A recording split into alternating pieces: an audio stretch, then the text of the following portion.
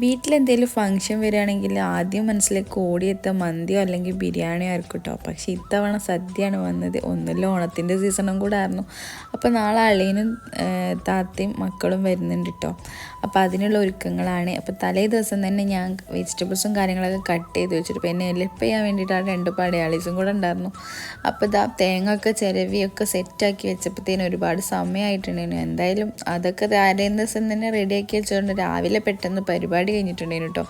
പിന്നെ വയനില കട്ട് ചെയ്യാൻ വേണ്ടിയിട്ട് നമ്മൾ കുഞ്ഞുട്ടിയാക്കാനെ തന്നെ വിട്ടു. പിന്നെ അത് കൊണ്ടുവന്ന് അത് വാട്ടി റെഡിയാക്കുന്ന പരിപാടി കൂടി കുഞ്ഞുട്ടിയാക്കി ഇട്ട് കൊടുത്തിട്ടോ.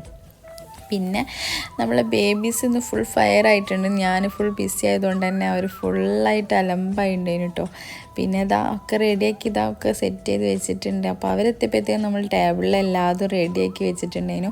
സൈഡായിട്ട് നമ്മൾ സേമിയ പായസം കൂടെ ഉണ്ടായിരുന്നു കേട്ടോ. അപ്പോൾ അടിപൊളി സദ്യക്കാണ്, കൊള്ളാമെന്നൊക്കെയാണ് പറഞ്ഞത്. അപ്പോൾ അടുത്ത വീഡിയോയിൽ കാണാം.